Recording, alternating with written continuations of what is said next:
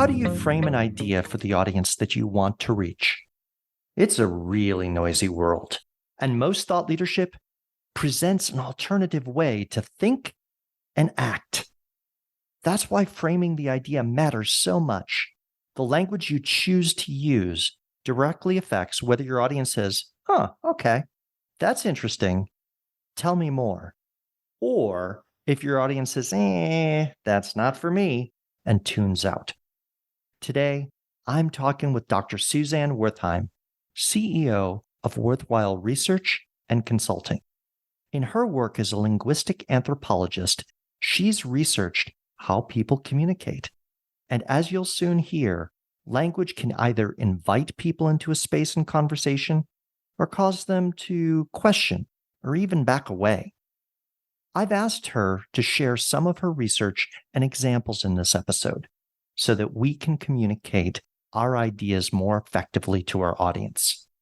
As we record this episode in the fall of 2023, Dr. Wertheim is launching her book, The Inclusive Language Field Guide.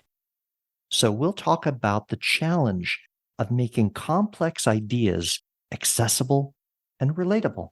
I'm Bill Sherman, and you're listening to Leveraging Thought Leadership. Ready? Let's begin. Welcome to the show, Suzanne. Thank you for having me. So I want to begin with one of the challenges that's core to thought leadership, which is making the invisible visible. And implicit with that is often the situation that what is known by someone is not widely known. I know you come from the world of academia and have done a fair amount of research over your career. What's that gap look like from your perspective? I'll tell you honestly that, first of all, this is a fantastic question. I mean, the problem is as basic for me as literally the name of my subfield, linguistic anthropology. I can't even just say, I'm a linguistic anthropologist and have people go, oh, sure, and understand what that means. Literally just saying what I do, people are like, I get, well, how many languages do you speak? Or so that's like you dig things up, or you document rituals, or so I have to say that my field has done the worst job of PR in terms of being studying something that's so basic to the human condition. If you talk to a Renaissance person about their body or about astronomy, the things that they will say will be very different than if you talk to a today person. Not so for my field of linguistic anthropology and contextualized language use. If you talk to a Renaissance person about how language works and you talk to a today person, the same myths and the same false ideologies are out there.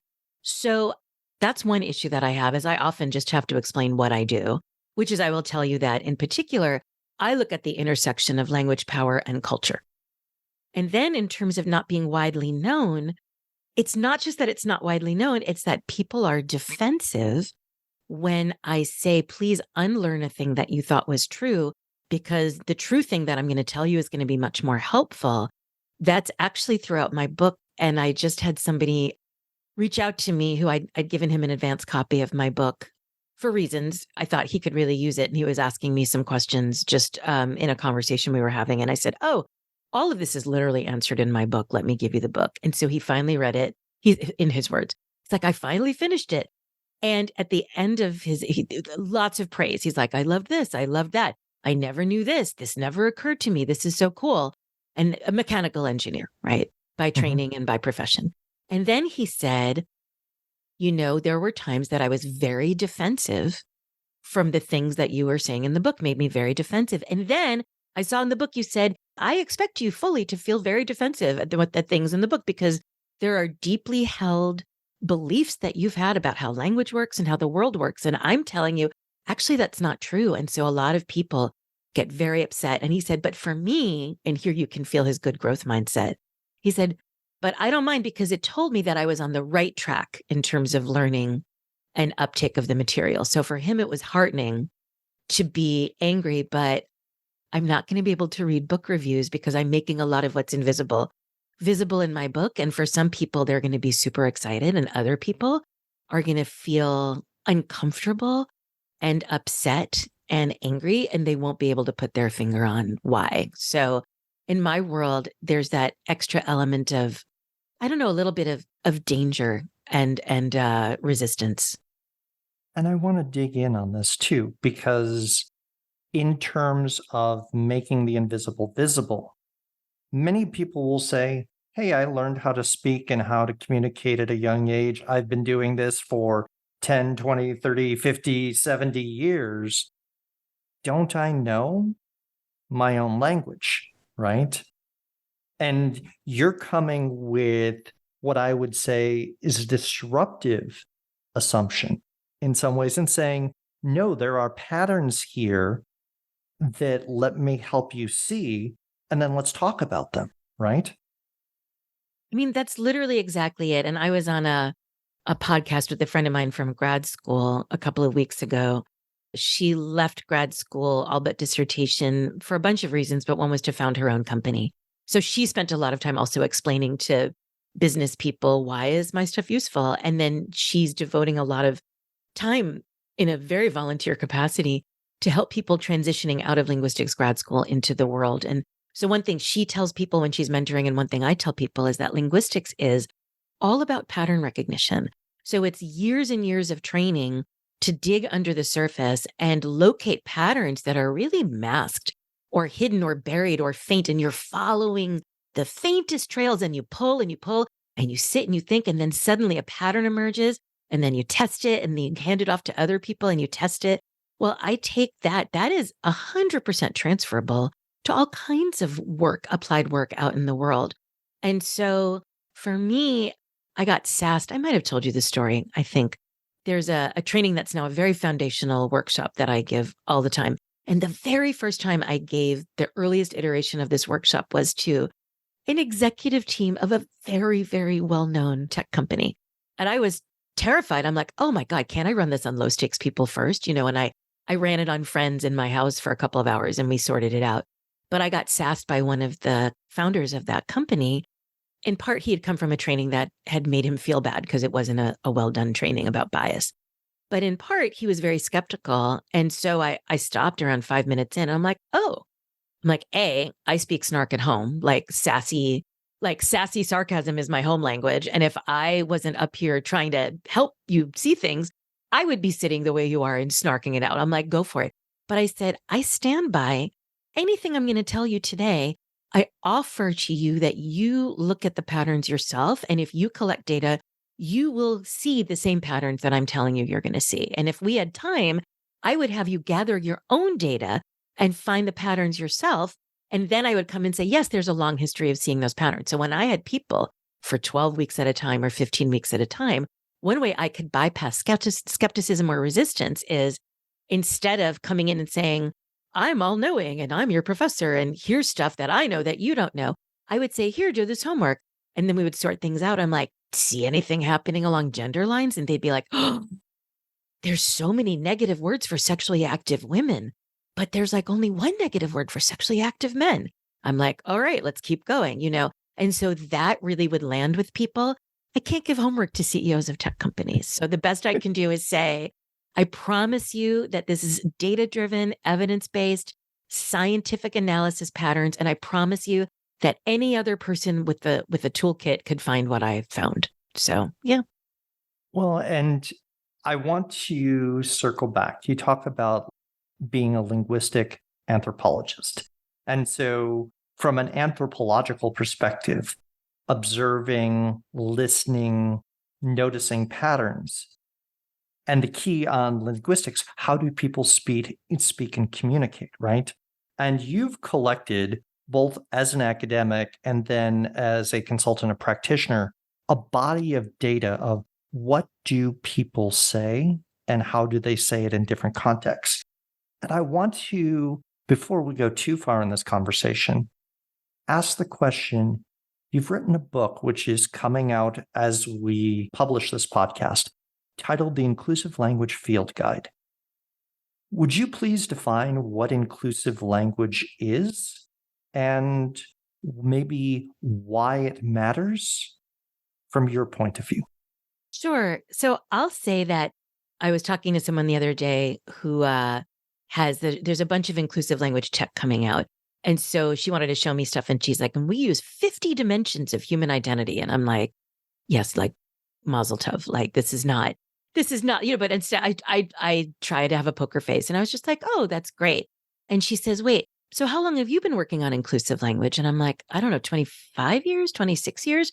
I said, we didn't call it inclusive language. I'm like, I'm just mirroring the terminology that people use to hire me and find me, like they care about a thing that's called inclusive language. I have lots and lots of terminology for things, right?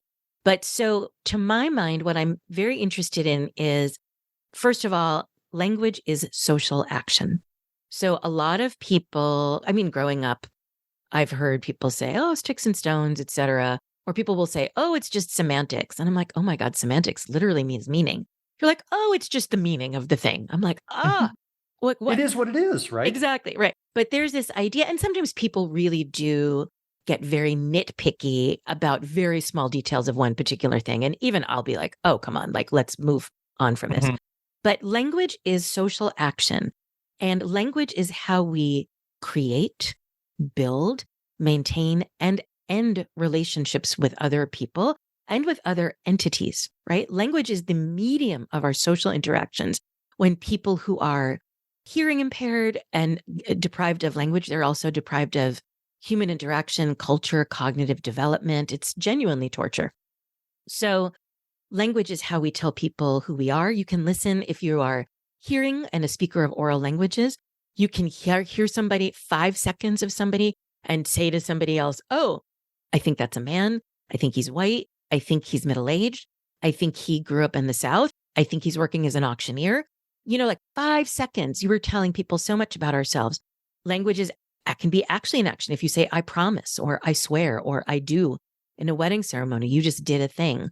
It's how we express emotions. But in particular for inclusive language, I'm very focused on relationship building for all kinds of relationships between a company and a client, between a talent acquisition person and a job candidate, between an executive giving a talk and everybody hearing that talk, in addition to friendships, et cetera. So especially in the early stages of a relationship between two entities or two people are very much on alert and reading and unpacking so much of the social meaning that's getting packed into people's language, whether it's in writing or whether it's oral or whether it's signed with hands and face and body. People are really reading stuff. And if you say a problematic thing, it can take that relationship and run it right off the rails and maybe even end it. So that's why in my book on inclusive language, I'm defining inclusive language not as a list of do's and don'ts in terms of words. Don't say this word, do say this word, which is what a lot of people ask me for, especially because I work in tech a lot. A lot of engineers are like, just tell me the words I can't say. And I'm like, I'm like, it's very contextual. What if I give you a toolkit and then you can evaluate? They're like, I don't want it. Just tell me. But I instead have these 6 principles because for me, inclusive language, what I've boiled down is over decades of research in multiple languages on multiple continents, and with so much data that my colleagues have brought to conferences and journals that I've read and books that I've read, I've distilled these 6 principles about what inclusive language is. And I'll just say them because they're very, I think it's that thing where you circle around where things get very, very complicated. And then in the end, they get very, very simple. Well, and before you list the 6, Sure. I want to call out something for the listeners here. There could be a list of these 6, which would be incredibly laden with academic language and very overwritten. I want you to share those 6, but share them in that conversational, approachable language, which is in the book. Sure. And I've worked very hard to refine it. This is decades of me. Even as a teaching assistant, I would see resistant body language and figure out how to bypass it. When were people either disagreeing with something that I said or having a hard time understanding it? So I've been working for a long time how do you take something very sophisticated that has a lot behind it, but explain it in a way that really sticks with people? So I'll say it. Do you want to be a person who uses inclusive language rather than problematic language? Problematic language causes all kinds of relationship harm, right? It lowers trust. It drives people away from you. It can end relationships of all kind, including between a sales team and prospect, which maybe we'll talk about later. If you want to use inclusive language, all you have to do is reflect reality, show respect, draw people in, incorporate other perspectives, prevent erasure, and recognize pain points. So in some respects, it is as simple as that. But as well, as we all know, just because something is simple to describe does not mean that it is easy and effortless to implement. So it actually really does take a lot of small shifts, and for some people, some big ones, to actually follow those 6 principles. So give us an example. You've alluded to a sales conversation. What does it look like when things go wrong? Let me give you an example of a thing that went wrong and then went right that was just told to me by somebody. He commented on a LinkedIn post that I made about sales reps saying wrong things and losing so much revenue. And he commented, and I said, "Can I talk to you for half an hour?" And I could have talked to him for 2 hours, because you can tell he's very good at sales because he's a very good storyteller. And so here's some of them were like, "Oh," I'm like, "That's very unsubtle." I'm like, "Do you have more subtle examples?" So here's this. They're going to sell to New England-y consortium of such and such, where in the room decision makers are going to include both a lot of women and a lot of transgender people, right? And so it's a startup, and one of his executives comes along and to help with the techie stuff, or wants to be part of the process, doesn't really need to be. And during the first half of their sales call, says guys to address the people in the room again and again. Guys, hey guys, all right guys, okay guys, let's move forward. During the break, and meanwhile, while this one's talking, the sales rep who I'm talking to, I'm going to call him Mark. So Mark says to his colleague during the break, he's watching the room and he's like, "Oh, this is not landing well." He can see it almost landing like people are almost pushed back by guys. Like he can see body language that's such like almost like they're being pushed, like pushed away, literally physically, folded arms, but like even a little jerk back. So during the break, he pulls him aside. He said, "Do me a favor. When we get back, I want you to come into the room and say, 'Hey, everyone, it's been drawn to my attention that I've been saying guys a lot to address you. And I understand that's insensitive and that's not my intention. Please forgive me.'" So then Mark, the sales rep, has 5 minutes or more trying to convince this executive. "But why? But guys means everyone. But this is ridiculous. I'm not going to do this." And he says to his executive, "If you don't do this, the deal is done. I see the deal is already tanking. Like we are going to lose this deal. And it's a lot of revenue." So they go back in, and this guy is not wanting to do it, but he like takes a deep breath and squares his shoulders. And he says, "All right, everyone, it's been brought to my attention that I've been saying guys a lot, and it's insensitive, and I don't want to offend you, and please forgive me. And would you like me, can you let me know what I can use in the place? Like, would you like me to say people? Would you like me to say folks?" And here's Mark, my sales rep, telling me years later about the story. And he says that immediately the tone of the room changes. People look at each other, bodies relax, arms get unfolded, people smile. And some people say, "Okay, I forgive you." And some people say, "People is good, folks is good, everyone is good. Thank you very much for this." And then he rebuilds trust, and they go on, and guess what? They win that thing. And they 100% were not going to win it from one word, which is guys. Invisible to that executive that it was problematic, visible to our sales rep. Why? Because his wife does DEI work, I think. And he's also clearly a very observant person. So I love that story because it's got a happy ending, because the guy who told it to me is the hero. And I said, "Do they even recognize how lucky they are that you were there to educate?" Because otherwise they leave the room. If he wasn't there and it's two sales reps who both think, two people from the company who both think guys is okay, and then the deal tanks, and then they're ghosted, they're never, ever, ever going to know it was one word that ruined everything.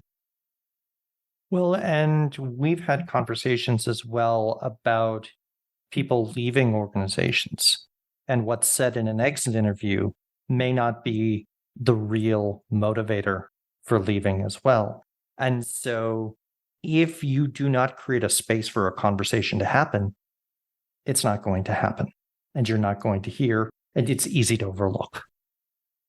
And people, I think it's so interesting because so many companies, so visible and invisible, I think a lot about selective attention, which people that I used to teach with at UCLA were into in a very deeply theoretical way, right? Mhm. So I used to hear a lot of talk about selective attention. But I think it's so interesting in terms of companies, what they pay attention to and think is worthy of their attention, time, and resources, and what is not worthy.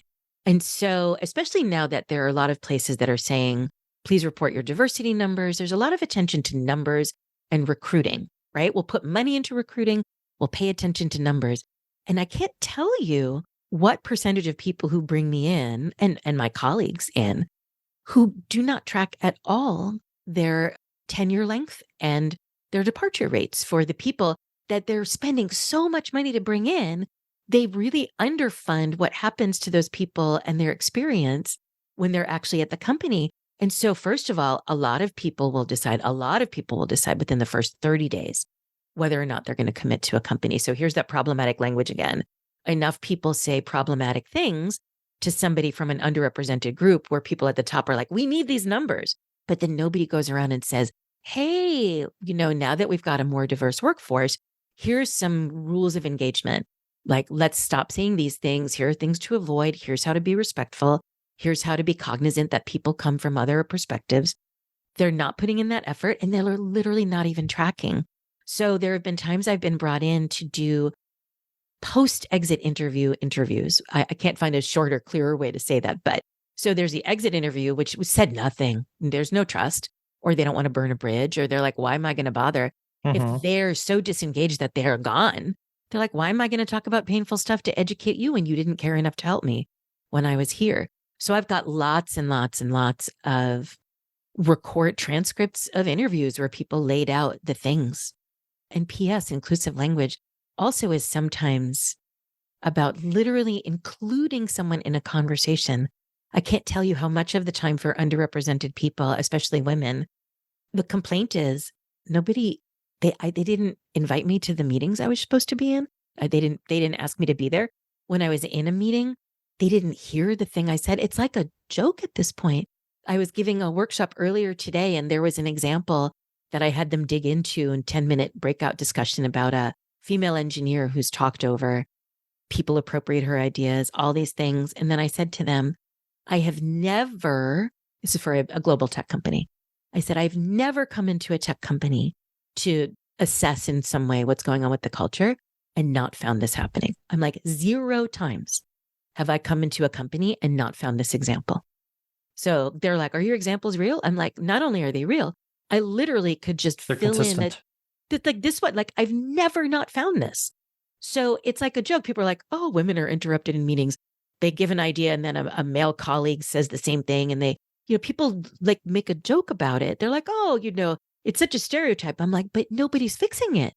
Like you're not fixing it. So that's the thing about the selective attention. The people, even if something has become visible, somehow it's not visible enough for people to get prodded into taking reparative action. If you're enjoying this episode of Leveraging Thought Leadership, please make sure to subscribe. If you'd like to help spread the word about our podcast, please leave a 5-star review at ratethispodcast.com/LTL and share it with your friends.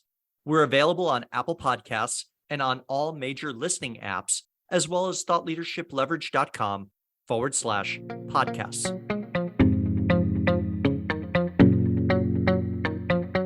So let's stay on that for a second.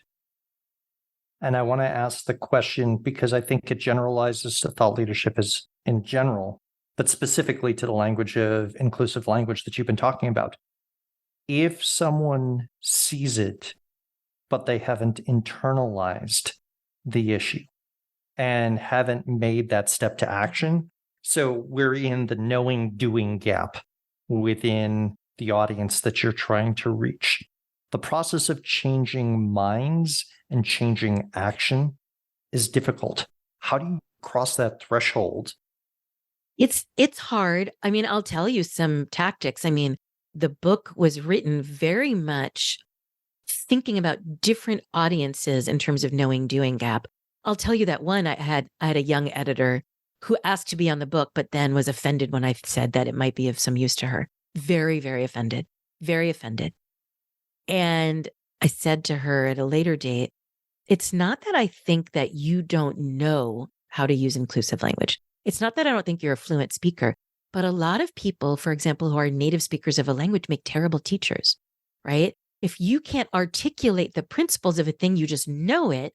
I was like, so I mean, it's helpful because here I'm giving you a way to onboard people who might be resistant. These 6 principles are a way to formulate the way that you know things in a way that works for people. So I have so many different on-ramps for so many different kinds of people in the book. I will say the knowing doing gap is the brain is amazing for pattern recognition, and language is one of the clearest ways that this is the case. So we're actually, if we're hearing and our mothers are speakers of oral languages, we're actually getting data to our brains in utero. We actually emerge from the womb with some knowledge about the intonational patterns of our mother's languages, right? We're not coming out a blank slate. And We then, don't come with grammar and syntax, but we're not tabula rasa.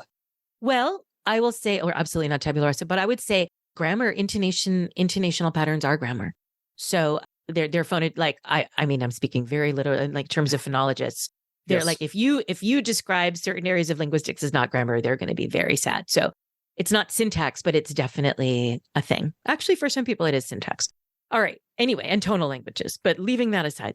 So one thing is that if you ask people to, here's the thing again, find their own data and then practice themselves, eventually the knowing becomes real knowing, and then it turns into real doing. So for the book, I always planned it when I first started out. The idea was it would be 12 months of things to practice. And my acquiring editor said, nobody wants a 12-month book. Like, no, absolutely not. Like, we're cutting this book down. And I said, oh, right, right. So my book is secretly a 6-month course. And the idea is that you can read it, but then you go back, and for every principle, I give you 5 quick wins to practice right away. And then I give you activities to practice, because people know that if you're going to learn a foreign language after puberty, so puberty is when our neurology changes and we can't really be a native speaker anymore. There's a lot of complications around that. But basically, when you talk about acquiring a second language, that's different from being natively bilingual, right? Or multilingual for people. So anyway, if you're acquiring something after puberty, it's harder than before puberty. And so you have to practice a lot. If you don't speak French and you want to learn French, you don't think, oh, I'm going to read a book for a few hours and now great, I got it. So the nice thing for me about language, so the bad thing is people can get so angry and resistant and sad. But the nice thing is everybody knows you have to practice language if you want to improve your language skills. So for me, that knowing doing gap is these exercises.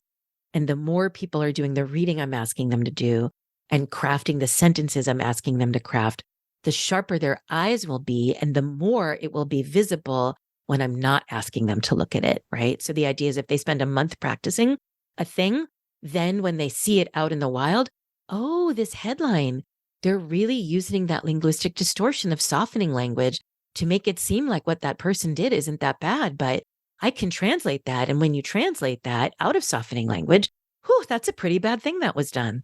So like that kind of clarity.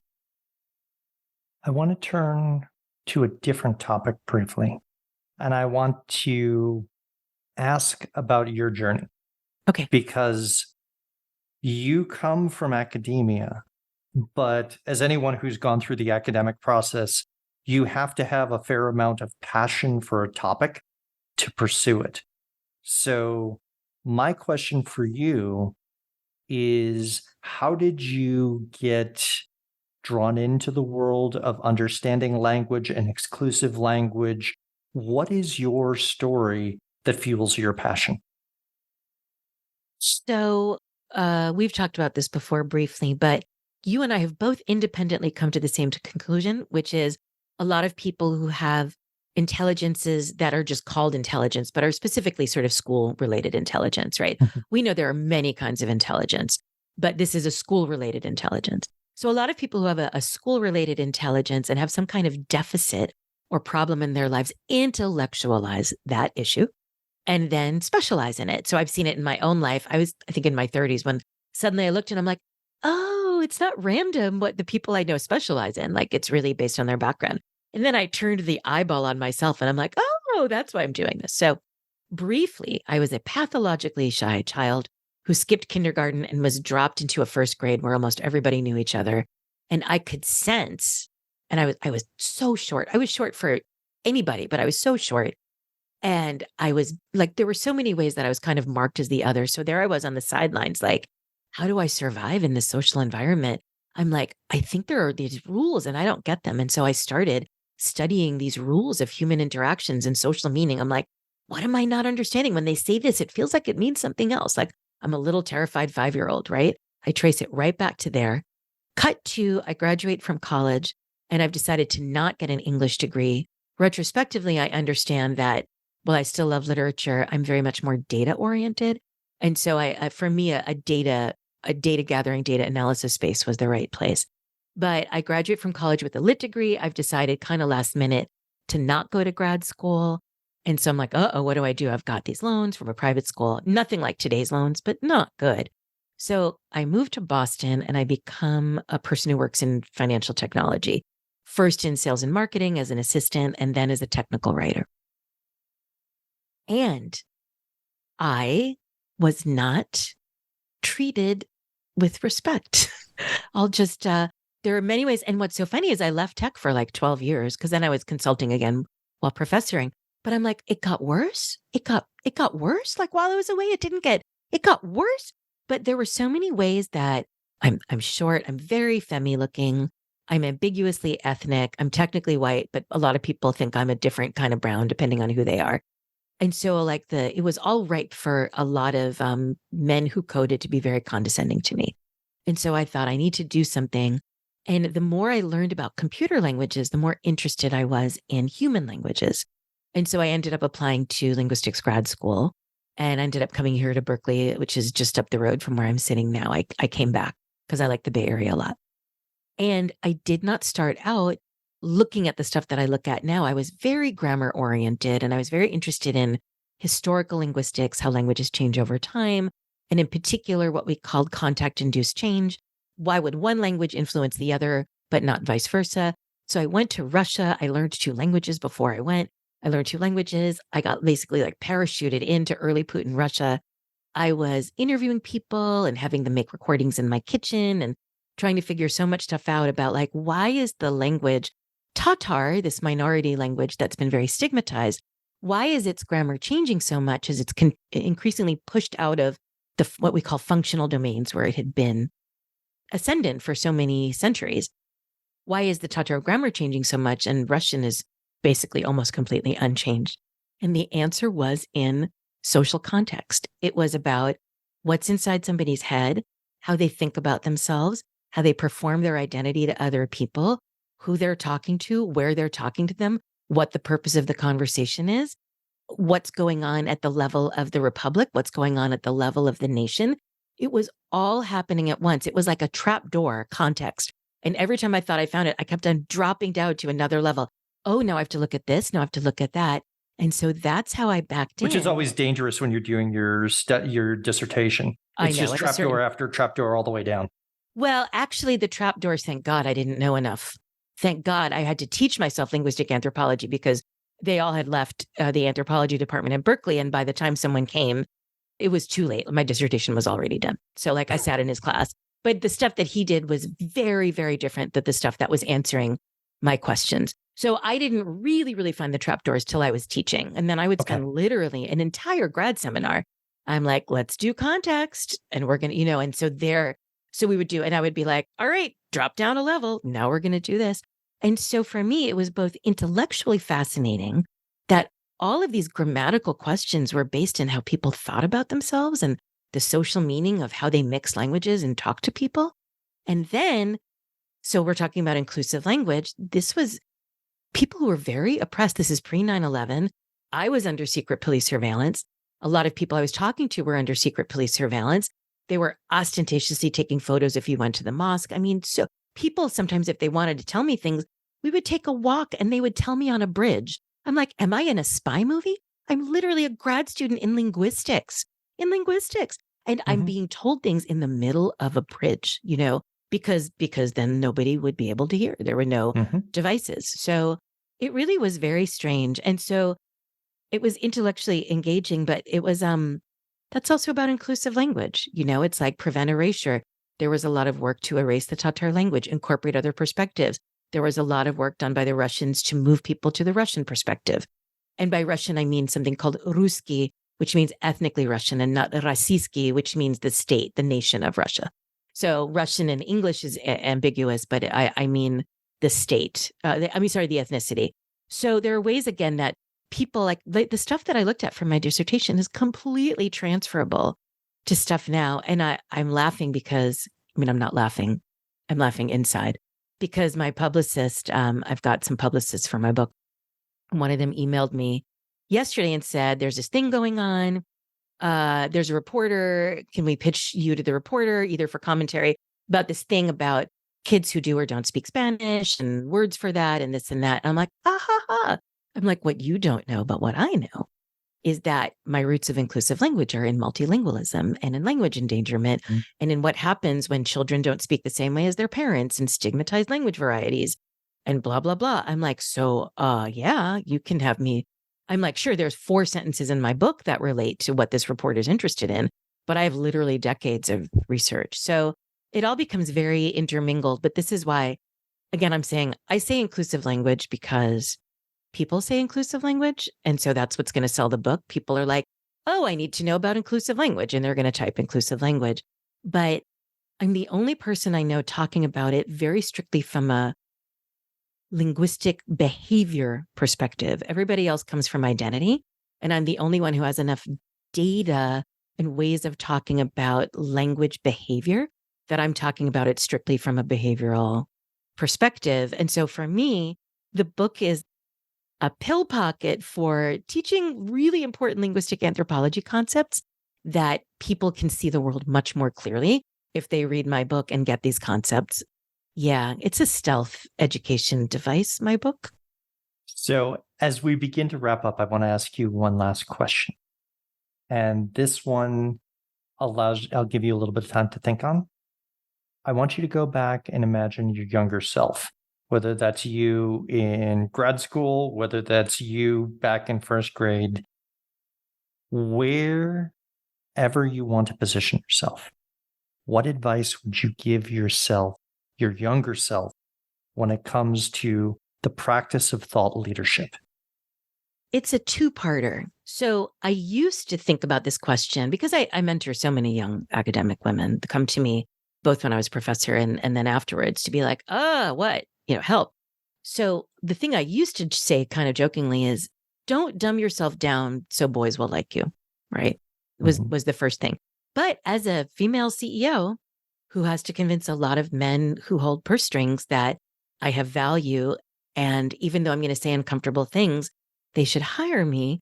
The second part is pay more attention to what convinces people that you are a thought leader that they should be listening to in ways that go down easy, right? Then sometimes there's a hard way to come at things, and sometimes there's an easy way. I just said pill pocket before, Mhm. right? So I have a cat who desperately needs medicine, and we tried shoving it down his throat, literally. We tried putting it in a syringe, blah, blah, blah. I hated it. And then I found a pill pocket he likes, and now he runs to his medicine. And so my advice to the younger self is, what's the pill pocket that gets people to find your stuff appealing and tasty so they run towards it and they're like, "Ooh, this tastes good," but the medicine is still in there and is taking effect. So that's a lot of observational work to do. Absolutely. And I would say, just like trying to find the right pill pocket for a cat, finding the right pill pocket for your ideas takes some work and experimentation. And there are times where someone or your cat will spit that pill pocket out and go, not for me. And that's part of the journey. It is. You just need enough people saying, "Oh, I like that pill pocket," to keep Yep. you in business, right? So So, Suzanne, I want to thank you for taking time to sit down with us to talk about your work and your work in thought leadership over the course of your career. It is always a pleasure to talk with you, and it was a pleasure to talk with you on mic today. I really appreciate being a guest. Thank you so much. Our pleasure. Okay, you've made it to the end of the episode, and that means you're probably someone deeply interested in thought leadership. Want to learn even more? Here are 3 recommendations. First, check out the back catalog of our podcast episodes. There are a lot of great conversations with people at the top of their game in thought leadership, as well as just starting out. Second, subscribe to our newsletter that talks about the business of thought leadership. And finally, feel free to reach out to me. My day job is helping people with big insights take them to scale through the practice of thought leadership. Maybe you're looking for strategy, or maybe you want to polish up your ideas, or even create new products and offerings. I'd love to chat with you. Thanks for listening.